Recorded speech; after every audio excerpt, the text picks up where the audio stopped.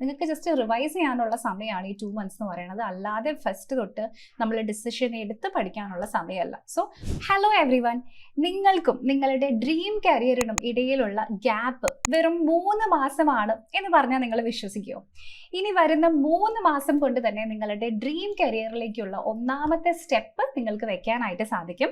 നമ്മൾ പറഞ്ഞു വരുന്നത് അടുത്ത 3 മാസത്തിനുള്ളിൽ നമ്മൾ എക്സ്പെക്റ്റ് ചെയ്യുന്ന AAIയുടെ ATC എക്സാം നോട്ടിഫിക്കേഷനെ പറ്റിയിട്ടാണ്.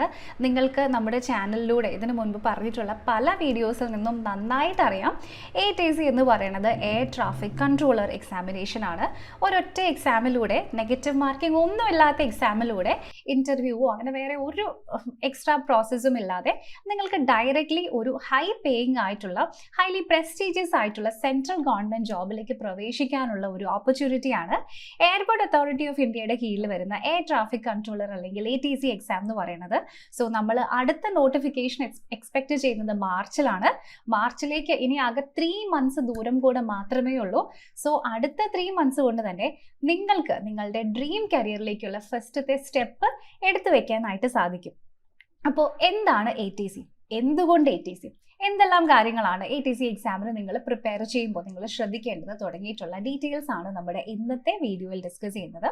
അതിൽ ഒന്നാമത്തെ കാര്യം എന്തുകൊണ്ട് ATC എന്നതാണ്. നിങ്ങളൊന്ന് ആലോചിച്ച് നോക്കിക്കേ, നമ്മുടെ ഇന്ത്യയിൽ ഇതുപോലെ ഒരു സെൻട്രൽ ഗവൺമെന്റ് ജോബ് നിങ്ങൾക്ക് വേറെ കിട്ടുമോ? ഇവിടെ നമ്മുടെ CTC എന്ന് പറയുന്നത്, അതായത് annual cost company, starting 0 experience ഉള്ള ഒരു ഫ്രഷറിന് കൊടുക്കുന്നത് 13 ലക്ഷം രൂപയാണ്. ഇത്തരത്തിലുള്ള വേറൊരു ഗവൺമെന്റ് ജോലി നിങ്ങൾ എവിടെയെങ്കിലും കേട്ടിട്ടുണ്ടോ? ഇനി അത് മാത്രമല്ല, സെലക്ഷൻ പ്രൊസീജിയറിൽ പ്രിലിംസും പിന്നെ മെയിൻസും പിന്നെ ഇന്റർവ്യൂവും പിന്നെ ഗ്രൂപ്പ് ഡിസ്കഷനും അങ്ങനെ മൾട്ടിപ്പിൾ ലെവൽ റൗണ്ട്സ് ഒന്നുമില്ലാതെ ഒരു നെഗറ്റീവ് മാർക്കിംഗ് പോലും ഇല്ലാത്ത ഒരൊറ്റ എക്സാമാണ് ഈ എക്സാമിന് ആകെ ആവശ്യമുള്ളൂ. അതിനുശേഷം നിങ്ങൾക്ക് വേണ്ടി ഒരുക്കിയിട്ടുണ്ടാവുക ജസ്റ്റ് ഒരു ഇന്റർവ്യൂവും വോയിസ് ടെസ്റ്റ് മാത്രമാണ്. വോയിസ് ടെസ്റ്റ് എന്ന് പറയുന്നത് ജസ്റ്റ് ഒരു ഫോർമാലിറ്റി വോയിസ് ടെസ്റ്റ് ആണ്. സോ അവിടുത്തെ റിജക്ഷൻ റേറ്റ് എന്ന് പറയുന്നത് <2% ആണ്. എന്ന് വെച്ചാൽ മേ ബി 200 പേര് ഒക്കെ അറ്റംപ്റ്റ് ചെയ്യുന്ന സമയത്ത് ചിലപ്പം ഒരാളെ, ഒട്ടും പറ്റാത്ത ഒരാളെ റിജക്റ്റ് ചെയ്യുമായിരിക്കും. അല്ലെങ്കിൽ എക്സാം എഴുതി കഴിഞ്ഞ് നിങ്ങളുടെ പേര് കട്ട് ഓഫ് ക്ലിയർ ചെയ്യുന്ന റാങ്ക് ലിസ്റ്റിൽ വന്നിട്ടുണ്ടെങ്കിൽ നിങ്ങൾക്ക് ഈ ജോലി കിട്ടിയത് തന്നെയാണ്. സോ ഹൈലി പേയ്മെന്റ് മാത്രമല്ല, നിങ്ങളുടെ സമൂഹത്തിൽ വളരെ നല്ല ഉയർന്ന റെസ്പെക്റ്റും കിട്ടുന്ന ഒരു ജോലിയാണ്. ഇനി സെൻട്രൽ ഗവൺമെന്റ് ജോബ് ആയതുകൊണ്ട് തന്നെ സെൻട്രൽ ഗവൺമെന്റിന്റെ ബെനിഫിറ്റ്സ് എല്ലാം തന്നെ നിങ്ങൾക്ക് കിട്ടും.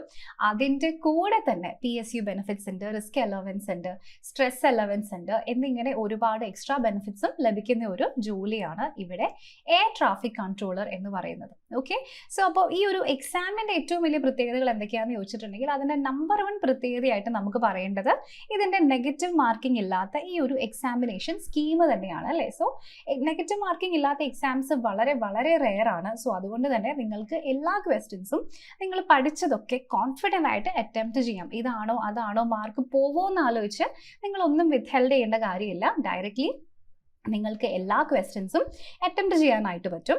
ഇനി വീണ്ടും ഇതൊരു ഫാസ്റ്റ് സെലക്ഷൻ പ്രോസസ്സാണ്. മൾട്ടിപ്പിൾ ലെവൽസ് ഇല്ലാത്തത് കൊണ്ട് തന്നെ ആദ്യത്തെ എക്സാം കഴിഞ്ഞതിന് ശേഷം നിങ്ങൾക്ക് കഴിഞ്ഞ തവണത്തെയൊക്കെ നോട്ടിഫിക്കേഷൻസ് വരുന്ന ടൈം ലൈൻ പരിശോധിച്ചാൽ തന്നെ അറിയാം, എക്സാം നടന്ന് ഒരു 2-2.5 മാസം കൊണ്ട് തന്നെ നിങ്ങളുടെ എക്സാമിൻ്റെ റിസൾട്ട് വരും.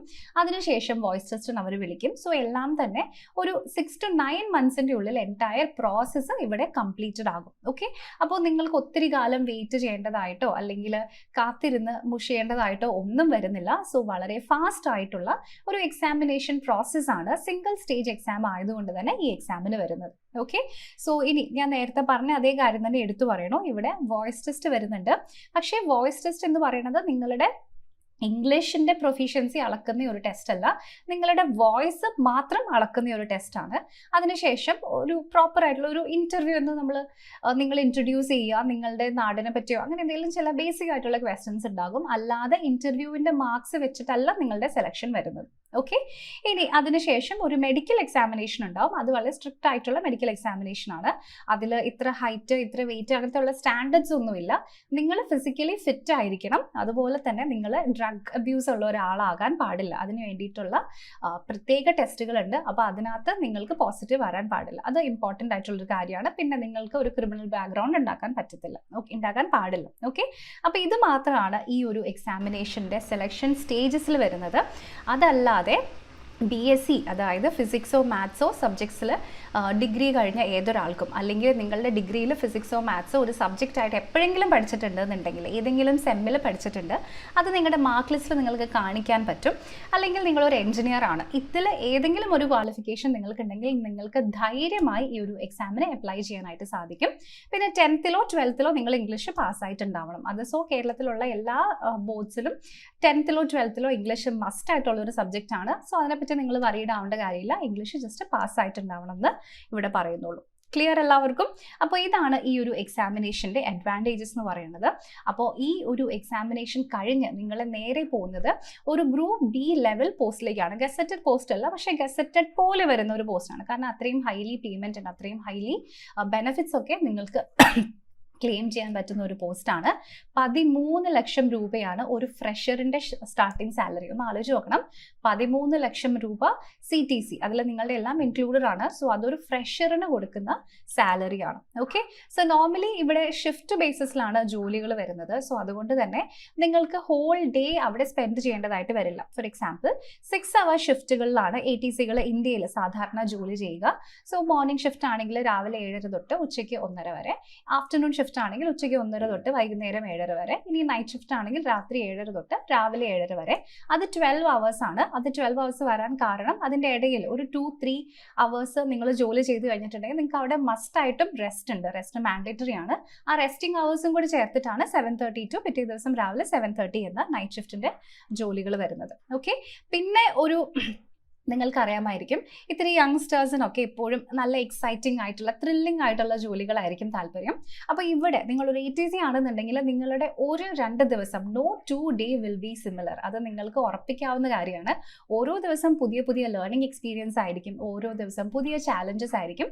പക്ഷെ നിങ്ങളിതെല്ലാം ആസ്വദിക്കുന്ന ചാലഞ്ചസ് ആയിരിക്കും. കാരണം നിങ്ങളെ ഈ ഒരു ജോലിയിലേക്ക് അവർ പോസ്റ്റ് ചെയ്യുന്നത് നിങ്ങളുടെ എക്സാം കഴിഞ്ഞ് വോയിസ് ടെസ്റ്റും ഡോക്യുമെന്റ് വെരിഫിക്കേഷനും കഴിഞ്ഞിട്ട് എന്നാലും നേരെ പോയിട്ട് എയർപ്ലെയിൻ കൺട്രോൾ ചെയ്തു എന്ന് പറഞ്ഞിട്ടല്ല. നിങ്ങൾക്ക് അതിനുശേഷം ഒരു കൃത്യമായ വളരെ ഇൻട്രസ്റ്റിംഗ് ആയ അതേസമയം വളരെ സീരിയസ് ആയ ഒരു ട്രെയിനിങ് കൂടെ ലഭിക്കുന്നുണ്ട്.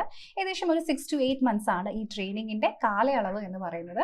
ഈ ട്രെയിനിങ് ക്ലിയർ ചെയ്താലാണ് നിങ്ങൾക്ക് അവിടെ ആക്ച്വൽ പോസ്റ്റിംഗ് കിട്ടുകയുള്ളൂ. സോ ട്രെയിനിങ് ഇനി ക്ലിയർ ചെയ്തില്ലെങ്കിലോ എന്ന് ഓർത്ത് ആരും പേടിക്കേണ്ട. ട്രെയിനിങ് നിങ്ങൾ എന്തായാലും ക്ലിയർ ചെയ്യും. കാരണം എല്ലാ വീക്കിലും അസസ്മെന്റ്സ് വരുന്നുണ്ട്. നിങ്ങളെ ഉഴപ്പാൻ അവർ സമ്മതിക്കില്ല. ഓക്കെ, അപ്പോൾ അത് ഓർത്ത് ആരും ടെൻഷൻ അടിക്കേണ്ട. എന്തായാലും നിങ്ങൾ പഠിച്ചിരിക്കും. മൾട്ടിപ്പിൾ അറ്റംപ്റ്റ്സ് ഉണ്ട്, നിങ്ങൾ മസ്റ്റായിട്ടും ക്ലിയർ ചെയ്തിരിക്കും. ഓക്കെ, സോ ഇത് വളരെ ഡിഫറെൻ്റ് ആയിട്ടുള്ള ഒരു യുണീക്ക് ആയിട്ടുള്ള ഓപ്പർച്യൂണിറ്റിയാണ്. സോ ഇത് വരുന്നത് നോർമലി എല്ലാ വർഷവും നോട്ടിഫിക്കേഷൻസ് വരാറുണ്ട്. കഴിഞ്ഞ 2025 നമുക്ക് ഏപ്രിലിൽ നോട്ടിഫിക്കേഷൻ വന്നു, ജൂലൈയിൽ എക്സാം നടന്നു. സോ 2026 മാർച്ചിലാണ് നമ്മൾ നോട്ടിഫിക്കേഷൻ എക്സ്പെക്ട് ചെയ്യുന്നത്. സോ അടുത്ത വർഷം തന്നെ ഏകദേശം ഒരു നോട്ടിഫിക്കേഷൻ വന്നു കഴിഞ്ഞ് 1.5-2 മാസത്തിനുള്ളിൽ എക്സാം എന്തായാലും നടക്കും. അപ്പോൾ ഈ ഒരു ജോലിയുടെ ഒരു അല്ലെങ്കിൽ ഈ റിക്രൂട്ട്മെൻറ്റിൻ്റെ ഒരു അൺഫെയർ ആയിട്ടുള്ള അഡ്വാൻറ്റേജ് എന്ന് നമുക്ക് പറയാം. ഇത് ഞാൻ ഫെയർ എന്ന് പറയാത്തതിൻ്റെ കാരണം നിങ്ങൾ ഈ എക്സാമിനെ പറ്റി സീരിയസ് അല്ല, അല്ലെങ്കിൽ നിങ്ങൾക്ക് ഇതിനെപ്പറ്റി അറിയില്ല, നിങ്ങൾ ജസ്റ്റ് കാഷ്വലി പ്രിപ്പയർ ചെയ്യുന്നുള്ളൂ എന്നുണ്ടെങ്കിൽ നിങ്ങൾക്ക് ഈ എക്സാം ക്ലിയർ ചെയ്യാൻ പറ്റില്ല. ഞാൻ തുറന്ന് തന്നെ പറയാം, ക്ലിയർ ചെയ്യാൻ പറ്റില്ല. അതേസമയം സീരിയസ് ആയിട്ട് പ്രിപ്പയർ ചെയ്യുന്നവർക്ക്, ഓക്കെ ഞാൻ ഇതിന് ഫോക്കസ് ചെയ്യുന്നു എന്നുള്ള ആറ്റിറ്റ്യൂഡിൽ പ്രിപ്പയർ ചെയ്യുന്നവർക്ക് ഇത് വളരെ വളരെ നല്ലൊരു ഓപ്പർച്യൂണിറ്റിയാണ്. അതിൻ്റെ ഒന്നാമത്തെ റീസൺ ഇതൊരു 0 നെഗറ്റീവ് മാർക്കിംഗ് വരുന്ന എക്സാമിനേഷൻ ആണ്. രണ്ടാമത്തെ റീസൺ എന്ന് പറയുന്നത് ഇവിടെ വരുന്ന ടൈം ലൈൻ ആണ്. സോ നിങ്ങളുടെ നോട്ടിഫിക്കേഷൻ വന്ന് ഏകദേശം 2 മാസത്തിനുള്ളിൽ തന്നെ ആക്ച്വലി എക്സാം സാധാരണ നടക്കാറുണ്ട്. സോ നോട്ടിഫിക്കേഷൻ വന്നു കഴിഞ്ഞിട്ട് എന്താ ഞാൻ പഠിച്ചേക്കാം എന്ന് വിചാരിച്ചിട്ടുണ്ടെങ്കിൽ നടക്കില്ല. അത് ഞാൻ തുറന്നു പറയുന്നു, ഇറ്റ് ഇസ് നോട്ട് പോസിബിൾ. നിങ്ങൾക്ക് ജസ്റ്റ് റിവൈസ് ചെയ്യാനുള്ള സമയമാണ് ഈ 2 months എന്ന് പറയുന്നത്. അല്ലാതെ ഫസ്റ്റ് തൊട്ട് നമ്മൾ ഡിസിഷൻ എടുത്ത് പഠിക്കാനുള്ള സമയമല്ല. സോ അന്നേരം സ്റ്റാർട്ട് ചെയ്തിട്ടുണ്ടെങ്കിൽ കിട്ടുക എന്നുള്ളത് ഭയങ്കര ഹാർഡാണ്. അല്ലെങ്കിൽ നിങ്ങൾ അത്ര ബ്രില്യൻ്റ് ആയിട്ടുള്ള ഒരു ആളാണെങ്കിൽ മേ ബി നിങ്ങൾക്ക് പോസിബിൾ ആയിരിക്കും. പക്ഷേ അല്ലാതെ ഒരു നോർമൽ ആവറേജ് സ്റ്റുഡൻറ്റിന് നോട്ടിഫിക്കേഷൻ വന്നിട്ട് എക്സാം ക്രാക്ക് ചെയ്യാന്ന് വെച്ചിട്ടുണ്ടെങ്കിൽ അത്ര ഈസി ആയിട്ടുള്ള ഒരു കാര്യമല്ല. ഓക്കെ, അപ്പോൾ അതും ഞാനിവിടെ എടുത്തു പറയണം. ഫൈൻ. അപ്പോൾ സിംഗിൾ സ്റ്റേജ് സെലക്ഷൻ ആണ്. പേഴ്സണൽ ഇൻ്റർവ്യൂ എന്ന് വെച്ചാൽ സെലക്ഷന് വേണ്ടിയുള്ള പേഴ്സണൽ ഇൻ്റർവ്യൂ ഇല്ല, ജസ്റ്റ് കാഷ്വൽ ആയിട്ടുള്ള ഒരു ഇൻ്റർവ്യൂ മാത്രം ഉണ്ടായിരിക്കും. ഓക്കെ, ഇനി നമ്മുടെ ടൈം ലൈനിനെ പറ്റി പറയുകയാണെങ്കിൽ കഴിഞ്ഞ കുറച്ച് വർഷങ്ങളുടെ ടൈം ലൈനും നോട്ടിഫിക്കേഷൻ വന്ന സമയവും അതിന് പ്രിപ്പറേഷൻ നിങ്ങൾക്ക് കിട്ടുന്ന ടൈമും കൂടെ ഞാൻ ജസ്റ്റ് ഒന്ന് ഇവിടെ ആഡ് ചെയ്തിട്ടുണ്ട്, നിങ്ങൾക്കൊന്ന് ക്ലിയർ ആയിട്ട് മനസ്സിലാവാൻ വേണ്ടിയിട്ടാണ് കേട്ടോ. സോ 2023 സൈക്കിളിൽ നവംബറിൽ നോട്ടിഫിക്കേഷൻ വന്നു, ഡിസംബർ 27 എക്സാം നടന്നു. ആകെ 55 ഡേയ്സ് എന്ന് വെച്ചിട്ടുണ്ടെങ്കിൽ ഒരു 2 മാസം കഷ്ടിയാണ് ഈ എക്സാമിന് പ്രിപ്പയർ ചെയ്യാനുള്ള സമയം കിട്ടിയത്. ഓക്കെ, 2024 നോട്ടിഫിക്കേഷൻ ഡിലേഡായി, എന്നിട്ട് അത് വന്നത് April 4, 2025 അതിനുശേഷം ഇത് വന്നതിന് ശേഷം എക്സാം നടന്നത് July 14 അപ്പോൾ ഇവിടെ അപ്രോക്സിമേറ്റ്ലി ഒരു 90 ഡേയ്സ്, നമുക്കൊരു 3 മാസത്തെ സമയം മാത്രമേ കിട്ടിയിട്ടുള്ളൂ. സോ ഈ 3 മാസം കൊണ്ട് മേ ബി യെസ് നിങ്ങൾക്ക് ഒരു 85 മാർക്സ് വരെ അല്ലെങ്കിൽ 90 മാർക്സ് വരെ നിങ്ങൾക്ക് നേടാം. പക്ഷേ ഈ എക്സാമിനേഷൻ നടക്കുന്നത് 120 കട്ട് ഓഫ് 105 അബവ് ആയിരുന്നു കഴിഞ്ഞ എക്സാമിൽ. കാരണം അതിനു മുമ്പൊന്നും ഇത്രയും പേർക്ക് എക്സാമിനെ പറ്റി അറിയുന്നുണ്ടായിരുന്നില്ല, ആരും അങ്ങനെ കാര്യമായിട്ട് അപ്ലൈ ചെയ്യുന്നുണ്ടായിരുന്നില്ല. പക്ഷെ നമ്മളിപ്പോൾ ക്രിയേറ്റ് ചെയ്ത അവയർനെസ് ഒക്കെ കാരണം ഒത്തിരി പേര് ഈ എക്സാമിന് പ്രിപ്പയർ ചെയ്യുന്നുണ്ട്, ഒത്തിരി പേര് ഇതിനെപ്പറ്റി അവെയർ ആണ്. സോ അതുകൊണ്ട് തന്നെ കോമ്പറ്റീഷൻ കൂടുതലാണ്. കോമ്പറ്റീഷൻ കൂടിയിട്ടുണ്ടെങ്കിൽ ഓട്ടോമാറ്റിക്കലി കട്ട് ഓഫ് ഉയരും. അപ്പോൾ ഇനി വരുന്ന എക്സാമിനും കട്ട് ഓഫ് ഹൈ തന്നെ ആയിരിക്കും. സോ 3 മന്ത്സ് കൊണ്ട് നിങ്ങൾക്ക് ഒരു 85 അല്ലെങ്കിൽ 90 വരെ എങ്ങനെയെങ്കിലും എത്തിക്കാൻ പറ്റുമെങ്കിൽ അത് കുറച്ച് മുമ്പ് മേ ബി ഒരു 2 മന്ത്സും കൂടെ നിങ്ങൾക്ക് അധികം കിട്ടിയിട്ടുണ്ടെങ്കിൽ അത് ഫോർ ഷുവർ 110 എത്തിക്കാൻ നിങ്ങൾക്ക് സാധിക്കും. കാരണം 85 to 90 എത്തിക്കുന്നത് നിങ്ങൾക്ക് ആ ഒരു കാലിബർ ഉള്ളത് കൊണ്ടാണ്. സോ അത് ഇച്ചിരിയും കൂടി ഒന്ന് കയറ്റണം എന്നുണ്ടെങ്കിൽ നിങ്ങളൊരു ഇത്തിരി നേരത്തെ പ്രിപ്പറേഷൻ സ്റ്റാർട്ട് ചെയ്താൽ മതിയായിരിക്കും. ഓക്കെ, സോ നമ്മൾ ഇനി നോട്ടിഫിക്കേഷൻ എക്സ്പെക്ട് ചെയ്യുന്ന സമയം മാർച്ച് 2026 ആണ്. അപ്പോൾ അവിടേക്ക് അധികം സമയമില്ല. നോട്ടിഫിക്കേഷൻ വന്നു കഴിഞ്ഞാൽ നിങ്ങളൊരു 2 മാസം തന്നെ കൂട്ടിക്കോളൂ. അങ്ങനെയാണെങ്കിൽ തന്നെ നമുക്ക് ഏപ്രിൽ മെയ് കഴിഞ്ഞ് ജൂൺ ഒക്കെ ആകുമ്പോഴേക്കും എക്സാം ഉണ്ടാവും. സോ നിങ്ങളിപ്പം പഠിച്ചു തുടങ്ങിയിട്ടുണ്ടെങ്കിൽ മാത്രമാണ് ഈ ഒരു എക്സാമിന് നിങ്ങൾക്ക് നല്ല ഉയർന്ന റാങ്കോടുകൂടി ചെന്ന് എത്തിച്ചേരാനായിട്ട് സാധിക്കുകയുള്ളൂ. ഓക്കെ, സോ പ്ലീസ് റിമെമ്പർ ഈ ഒരു കാര്യം. എക്സാം വളരെ ഈസിയാണ് എന്ന് വെച്ചാൽ അത്ര ഹാർഡ് ലെവൽ എക്സാം അല്ല. മാത്സും ഫിസിക്സും നമുക്ക് എഞ്ചിനീയറിംഗ് പഠിച്ച കുട്ടികളായിരിക്കണം, അല്ലെങ്കിൽ മാത്സും ഫിസിക്സിലും ഡിഗ്രിയിൽ പഠിച്ച കുട്ടികളായിരിക്കണം എന്നുള്ളതൊക്കെ ശരിയാണ്. പക്ഷേ ഇതിൻ്റെ ഒന്നും ക്വസ്റ്റ്യൻസ് വരുന്നത് ഡിഗ്രി ലെവലോ അല്ലെങ്കിൽ എഞ്ചിനീയറിംഗ് ലെവലോ ഒന്നും അല്ല. 11th 12th ലെവലാണ് എക്സാം വരുന്നത്. പിന്നെ വരുന്ന നമ്മുടെ ജനറൽ പേപ്പേഴ്സ്, അതായത് മാത്സ് ഉണ്ട്, റീസണിംഗ് ഉണ്ട്, ഇംഗ്ലീഷ് ഉണ്ട്, ജനറൽ അവയർനെസ് ഉണ്ട്. ഇതൊക്കെ നിങ്ങൾ ഏത് കോമ്പറ്റേറ്റീവ് എക്സാമിന് പ്രിപ്പയർ ചെയ്യുകയാണെങ്കിലും ഇതൊക്കെ നിങ്ങൾ പഠിക്കണം. അപ്പോൾ എക്സാം ഹാർഡൊന്നും അല്ല, എക്സാം കുഴപ്പമില്ല. പക്ഷേ കട്ട് ഓഫ് ഹൈ ആണ് എപ്പോഴും. ആൻഡ് നോട്ടിഫിക്കേഷൻ വന്നു കഴിഞ്ഞ് വേഗം തന്നെ എക്സാമും നടക്കും. അപ്പോൾ അതിലൊരു ഡിലേയും ഉണ്ടാവില്ല. അതുകൊണ്ട് തന്നെ നിങ്ങൾ ഇത് അറിഞ്ഞു വേണം പഠിക്കുന്ന സമയത്ത് നന്നായിട്ട് ഫോക്കസ് ചെയ്ത് പ്രിപ്പയർ ചെയ്യാൻ. ഓക്കെ, അപ്പോൾ ഇനി സെലക്ഷൻ പ്രോസസ്സിൻ്റെ ഒരു ഓവർവ്യൂ, ഞാൻ ഇതിൻ്റെയൊക്കെ പല ഡീറ്റെയിൽ വീഡിയോസ് ഞാൻ ചെയ്തിട്ടുണ്ട്. സോ അതുകൊണ്ട് ഞാൻ ഒത്തിരി ഡീറ്റെയിൽസിലേക്ക് പോകുന്നില്ല. സെലക്ഷൻ പ്രോസസ്സ് കംപ്ലീറ്റ് ആയിട്ടും ഓൺലൈൻ ആയിട്ടാണ് നടക്കുന്നത്. ഫസ്റ്റത്തെ സ്റ്റെപ്പ് ഒരു online CBT computer based test ആണ്. 120 മാർക്കാണ്. അതിൽ 60 mark general paper, English, reasoning, GA എന്ന് പറയുന്ന എല്ലാ എക്സാംസിലും വരുന്ന സബ്ജക്റ്റുകളാണ് അതിൽ വരുന്നു. അടുത്ത 60 മാർക്സ് ടെക്നിക്കലാണ്. ടെക്നിക്കൽ എന്ന് ഉദ്ദേശിക്കുമ്പോൾ എടുത്തു പറയട്ടെ, ഇത് എഞ്ചിനീയറിംഗ് ബേസ്ഡ് അല്ല. എഞ്ചിനീയറിംഗിൻ്റെ ഫോറിയർ ട്രാൻസ്ഫോംസ് ഒന്നും നിങ്ങൾ ഇതിനകത്ത് പഠിക്കേണ്ട കാര്യമില്ല. നിങ്ങളുടെ 11th 12th mathematics and physics ഇതിൽ നിന്നാണ് നിങ്ങളുടെ ക്വസ്റ്റ്യൻസ് വരുന്നത്.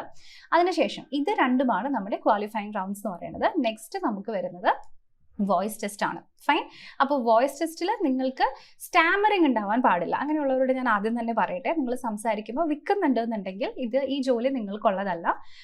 കാരണം നിങ്ങൾക്കറിയാമല്ലോ, ഒത്തിരി ആൾക്കാരുടെ ലൈഫ് നിങ്ങളെ ഡിപ്പെൻഡ് ചെയ്തിരിക്കും. നിങ്ങൾ പറയണത് പൈലറ്റിന് കൃത്യമായിട്ട് മനസ്സിലാവണം. ചിലപ്പം ഒരു 2 സെക്കൻഡിൻ്റെ ഗ്യാപ്പ് വന്നാൽ പോലും അത് വലിയ ഒരു ഡേഞ്ചറിലേക്ക് അല്ലെങ്കിൽ ഒരു ആക്സിഡൻറ്റിലേക്ക് ലീഡ് ചെയ്യും. സോ അതുകൊണ്ട് തന്നെ അത് ഒട്ടും പറ്റത്തില്ല. ഓക്കെ, സോ അങ്ങനെ ഹെസിറ്റേഷൻ, അതായത് നിങ്ങൾക്ക് സംസാരിക്കുമ്പോൾ നിങ്ങൾ പറയുന്നത് പ്രസംഗമോ വലിയ എസ്സേജോ അങ്ങനെയൊന്നുമല്ല, നിങ്ങൾ നോർമലി പറയുന്ന ഒരു കാര്യം ഒരാൾക്ക് കൺവേ ചെയ്തെടുക്കാൻ സമയം എടുക്കുന്നു എന്നുണ്ടെങ്കിൽ നിങ്ങൾക്ക് ഈ ജോലിയിൽ എന്തായാലും വോയിസ് ടെസ്റ്റ് ക്ലിയർ ചെയ്യാൻ പറ്റില്ല. ഓക്കെ, എങ്കിൽ മാത്രമാണ് നിങ്ങൾക്ക് വോയിസ് ടെസ്റ്റ് ക്ലിയർ ചെയ്യാൻ പറ്റാതിരിക്കുകയുള്ളൂ. അത്രയ്ക്കും നിങ്ങൾ പറയണത് ഒരാൾക്ക് ക്ലിയർ ആയില്ലെങ്കിൽ മാത്രം. ഇല്ലാന്നുണ്ടെങ്കിൽ ഇറ്റ് ഈസ് ഓക്കെ, നിങ്ങൾക്കത് പാസ്സാകാൻ പറ്റും. നോർമൽ ആയിട്ടുള്ള ഏതൊരാൾക്കും ഇത് പാസ്സാകാൻ പറ്റും.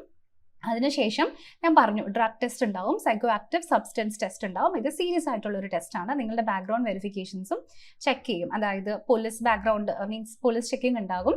ക്രിമിനൽ ബാക്ക്ഗ്രൗണ്ട് ഒന്നും ഇല്ലാത്ത ആളാണ് എന്ന് ഉറപ്പുവരുത്തുന്നതിന് വേണ്ടി. ഓക്കെ. അപ്പോൾ ഇതിന് വേണ്ടിയിട്ട് നന്നായിട്ട് പഠിക്കുക. സോ ഞാനിവിടെ ഒരു ചെറിയ ഒരു പ്ലാൻ ഉണ്ടാക്കിയിട്ടുണ്ട്. സോ ഇതിൽ തന്നെ നിങ്ങൾ സ്റ്റിക്ക് ഓൺ ചെയ്യണമെന്നില്ല. ആദ്യത്തെ 1st to 4th വീക്ക് വരെ, ആദ്യത്തെ ഒരു മാസം മസ്റ്റായിട്ട് നിങ്ങൾ ഫൗണ്ടേഷൻ ഫുള്ള് സ്ട്രെങ്തൻ ചെയ്യുക. നിങ്ങൾ ഈ എക്സാമിന് പ്രിപ്പയർ ചെയ്യാൻ പോകുന്നവരാണെങ്കിൽ ഇനി വരുന്ന മാസം ജനുവരിയുടെ കാര്യമാണ് ഞാൻ പറയുന്നത്. ഫൗണ്ടേഷൻ ഫുള്ള് ക്ലിയർ ചെയ്യുക. രണ്ടാമത്തെ മാസത്തിൽ നിങ്ങൾക്ക് ഏതൊക്കെയാണോ ടഫായിട്ട് തോന്നുന്ന പേപ്പേഴ്സ് അത് ഒന്നുകൂടെ നിങ്ങൾ റിവൈസ് ചെയ്യുക. മാക്സിമം ആപ്ലിക്കേഷൻ ലെവൽ ക്വസ്റ്റ്യൻസിലേക്ക് ഫോളോ ചെയ്യുക. ക്വസ്റ്റ്യൻസ് പ്രാക്ടീസ് ചെയ്ത് തുടങ്ങുക. അവസാനത്തെ എന്ന് വെച്ചാൽ മാർച്ച് ആകുമ്പോഴേക്കും നിങ്ങൾ എക്സാമിന് റെഡി ആയിരിക്കണം. കാരണം നോട്ടിഫിക്കേഷൻ വന്നു കഴിഞ്ഞാൽ നിങ്ങൾക്ക് പഠിക്കാനല്ല, അതിന് പകരം നിങ്ങൾക്ക് മാക്സിമം റിവൈസ് ചെയ്യാനുള്ള സമയമാണ്. സോ ഈ മൂന്നാമത്തെ മാസം ജനുവരി, ഫെബ്രുവരി, മാർച്ച് ആകുമ്പോഴേക്കും മാക്സിമം മോക്ക് ടെസ്റ്റുകൾ എടുത്ത് നിങ്ങൾ നന്നായിട്ട് എക്സാം റെഡി ആയിട്ടിരിക്കും. എക്സാമിൻ്റെ അതേ എൻവയോൺമെൻറ്റിൽ ക്വസ്റ്റ്യൻസ് വന്നു കഴിഞ്ഞാൽ നിങ്ങൾക്ക് എന്തുമാത്രം സ്കോർ ചെയ്യാൻ പറ്റും, നിങ്ങൾ ടെൻസ്ഡ് ആവുന്നുണ്ടോ, അതുകൊണ്ട് കെയർലെസ് ആവുന്നുണ്ടോ തുടങ്ങിയിട്ടുള്ള എല്ലാ എറേഴ്സും അപ്പം തന്നെ നിങ്ങൾ ആനലൈസ് ചെയ്ത് അതിലേക്ക് ഒരു പ്രോപ്പർ എക്സാം റെഡി എൻവയോൺമെൻറ്റിലേക്ക് നിങ്ങൾ വരും. ഓക്കെ. അപ്പോൾ ഇത് ഈ വരുന്ന 3 മാസത്തെ കാലമാണ്. എന്ന് വെച്ചാൽ മാർച്ച് വരെയുള്ള കാര്യമാണ് പറഞ്ഞത്. സോ മാർച്ചിൽ നോട്ടിഫിക്കേഷൻ വന്നു കഴിഞ്ഞാൽ ഇനി നിങ്ങൾക്ക് റിവൈസ് ചെയ്യാനുള്ള സമയം മാത്രമാണ് ഉണ്ടാവുള്ളൂ. സോ മാക്സിമം നിങ്ങൾ റിവൈസ് ചെയ്യും. ഓക്കെ. അപ്പോൾ നോട്ടിഫിക്കേഷൻ വരുന്ന സമയം വരെ നിങ്ങൾ വെയിറ്റ് ചെയ്യരുത്. എത്രയും പെട്ടെന്ന് തന്നെ നിങ്ങളുടെ റിവിഷൻ പഠിത്തം നിങ്ങൾ സ്റ്റാർട്ട് ചെയ്യുക. അതിനുശേഷം നല്ല കോൺഫിഡൻസോടുകൂടി തന്നെ എക്സാമിനെ ഫേസ് ചെയ്യുക. അപ്പോൾ നമ്മുടെ നോട്ടിഫിക്കേഷൻ വരുന്നത് AAIയുടെ എയർപോർട്ട് അതോറിറ്റി ഓഫ് ഇന്ത്യയുടെ ഒഫീഷ്യൽ വെബ്സൈറ്റിലാണ്. അപ്പോൾ അതിനകത്ത് കരിയർ എന്ന് പറഞ്ഞിട്ടൊരു ടാബിലാണ് സാധാരണ നോട്ടീസ് വരാറുള്ളത്. അപ്പോൾ നിങ്ങൾ ഓരോ തവണയും അവിടെ പോയി ചെക്ക് ചെയ്യേണ്ട, പേടിക്കേണ്ട. നോട്ടിഫിക്കേഷൻ വന്ന ഉടനെ തന്നെ നമ്മുടെ ചാനലിൽ നമ്മൾ വീഡിയോ അപ്ലോഡ് ചെയ്യുന്നതായിരിക്കും, അല്ലെങ്കിൽ നമ്മൾ ലൈവ് ആയിട്ട് അത് ഡിസ്ക്ലോസ് ചെയ്യുന്നതായിരിക്കും. അപ്പോൾ ഇതൊക്കെ നിങ്ങൾക്ക് അന്നേരം അറിയണം എന്നുണ്ടെങ്കിൽ ഡെഫിനറ്റ്ലി ചാനൽ സബ്സ്ക്രൈബ് ചെയ്യണം. ചാനൽ സബ്സ്ക്രൈബ് ചെയ്ത് കഴിഞ്ഞിട്ട് നോട്ടിഫിക്കേഷൻസിൻ്റെ ബെൽ ഐക്കൺ കൂടെ നിങ്ങൾ ഒന്ന് പ്രസ് ചെയ്തിട്ടുണ്ടെങ്കിൽ നമ്മൾ ചെയ്യുന്ന എല്ലാ വീഡിയോസും അപ്പോൾ തന്നെ നിങ്ങൾക്ക് നോട്ടിഫിക്കേഷൻസിലൂടെ അറിയാൻ പറ്റും. അപ്പോൾ തന്നെ നോട്ടിഫിക്കേഷൻസ് വരുന്നത് നിങ്ങൾക്ക് കാണാനും പറ്റും. ഓക്കെ. അപ്പോൾ ഇത് കൂടി ശ്രദ്ധിക്കുക. സോ നിങ്ങൾ മിസ്സായി പോകരുത്. പഠിച്ചുകൊണ്ടിരുന്ന് അവസാനം നോട്ടിഫിക്കേഷൻ വന്നത് അറിഞ്ഞില്ല എന്ന് പറഞ്ഞിട്ടുണ്ടെങ്കിൽ എന്താ ചെയ്യുക, അല്ലേ? സോ അത്രയും അവിടേക്കൊന്നും എത്തരുത്. സോ എല്ലാവരും നല്ല ഈഗറായിട്ട്, നല്ല സ്ട്രോങ് ആയിട്ട് പ്രിപ്പയർ ചെയ്യുക. അതുപോലെ തന്നെ എക്സാമിന് വെയിറ്റ് ചെയ്യുക. ഓക്കെ. അപ്പോൾ ഇതിനെ പറ്റിയൊക്കെ നിങ്ങൾക്ക് കൂടുതൽ അറിയണം എന്ന് താല്പര്യമുണ്ടെങ്കിൽ സ്ക്രീനിൽ കാണുന്ന ഈ ഒരു നമ്പറിൽ നിങ്ങൾക്ക് നമ്മളെ കണക്ട് ചെയ്യാം. സോ ഈ എക്സാമിന് വേണ്ടിയിട്ടുള്ള ഡെഡിക്കേറ്റഡ് ആയിട്ടുള്ള ബാച്ചസും ക്ലാസ്സസും ഒക്കെ നമുക്ക് അവൈലബിൾ ആണ്. സോ നമ്മുടെ ആക്ച്വൽ എക്സാം അതിൻ്റെ സിലബസ് എൻറ്റയർലി കവർ ചെയ്യുന്ന രീതിയിലാണ് ബാച്ചസ് വരുന്നത്. ലൈവ് ക്ലാസ്സസ് ഉണ്ട്, റെക്കോർഡ് ക്ലാസ്സസ് ഉണ്ട്, ലൈവ് ആയിട്ടുള്ള ഇൻറ്ററാക്റ്റീവ് ഡൗട്ട് ക്ലിയറിംഗ് സെഷൻസ് ഉണ്ട്. നിങ്ങൾക്ക് ത്രൂ ഔട്ട് നിങ്ങളുടെ കോഴ്സിലുടനീളം മെൻറ്റർഷിപ്പ് സപ്പോർട്ട് ലഭിക്കുന്നതായിരിക്കും.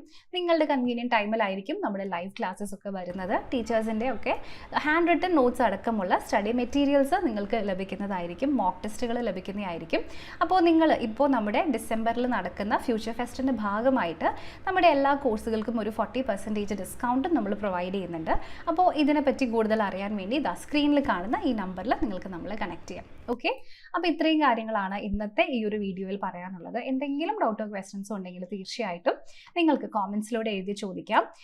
മേ ബി ഈ പ്രൊഫൈലിനെ പറ്റി കൂടുതൽ അറിയണമെന്നുണ്ടെങ്കിലും കോമെൻറ്റ്സിലൂടെ ചോദിക്കാം. അതല്ലെങ്കിൽ നിങ്ങൾക്ക് ഇനി ഏതെങ്കിലും സ്പെസിഫിക് ടൈപ്പ് ഓഫ് വീഡിയോസ് ഇതിനെപ്പറ്റി വേണമെന്നുണ്ടെങ്കിലും ജസ്റ്റ് കോമെൻറ്റ് ചെയ്താൽ മതി. സജഷൻസ് ഉണ്ടെങ്കിലും പറയാം, അത് വേസ്റ്റ് ആയിട്ട് നമുക്ക് വീഡിയോസ് ചെയ്യാം. Okay. So thank you so much. അപ്പോൾ പറഞ്ഞത് മറക്കണ്ട, എല്ലാവരും ഇപ്പോൾ തന്നെ പ്രിപ്പറേഷൻ സ്റ്റാർട്ട് ചെയ്തോളൂ. Wish you all A very best.